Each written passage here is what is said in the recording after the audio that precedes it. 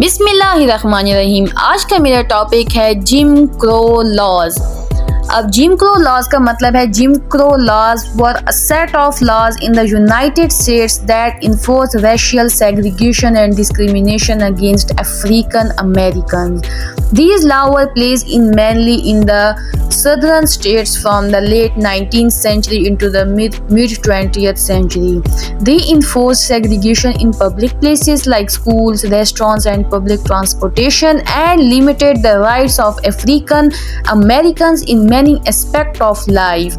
These laws were finally abolished through the civil rights movement in the 1960s.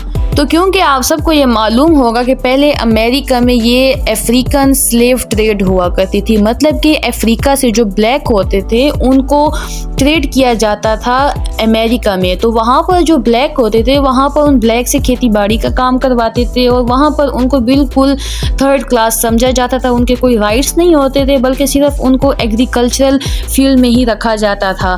और वहाँ पर जितनी भी ये डिसीजन मेकिंग वगैरह जो होती थी, ये डोमिनेशन वो वाइट्स की होती थी। उसके बाद एक जिम क्रो लॉज बना। जिम क्रो लॉज एक सेट ऑफ लॉज था जो यूनाइटेड स्टेट में पास किया गया, और ये यूनाइटेड स्टेट में पास किया गया on the basis of racial segregation और डिस्क्रिमिनेशन। इन लॉज के मुताबिक जो अफ्रीकन अमेरिकन थे, मतलब कि जो अफ्रीका से लाए गए थे स्लेव्स और जो इंडिविजुअल जो अमेरिका में रहते थे, उनके लिए ये लॉज था कि उनको ना ही रेस्टोरेंट में रहने दिया जाता था, ना ही उनको स्कूल्स में रहने दिया जाता था, और ना ही उनको पब्लिक ट्रांसपोर्टेशन में कोई अहमियत हासिल थी या वो यूज़ कर सकते थे। मतलब कि इन लॉज ने बिल्कुल लिमिट कर दिया था अफ्रीकन अमेरिकन्स को। इन जिम क्रो लॉज के थ्रू बिल्कुल जो राइट्स हैं अफ्रीकन अमेरिकन से उनको लिमिट कर दिया गया।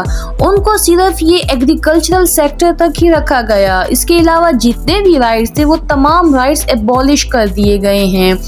और इसके बाद जो जिम क्रो लॉज हैं ये एबॉलिश हुआ जब सिविल राइट मूवमेंट अमेरिका में स्टार्ट हुई इन 1960s में। 1960s की सिविल राइट मूवमेंट की वजह से ये जिम क्रो लॉज और बाकी जितने भी ऐसे सिस्टम थे जो ऑफिशियली इम्पोज हुए थे सारे अफ्रीकन अमेरिकन्स पे, उनको एबॉलिश किया गया और वहाँ पर इक्वालिटी को भी प्रमोट किया गया, और उनके जो अफ्रीकन अमेरिकन्स के जो राइट हैं उनको भी दोबारा बहाल किया गया है।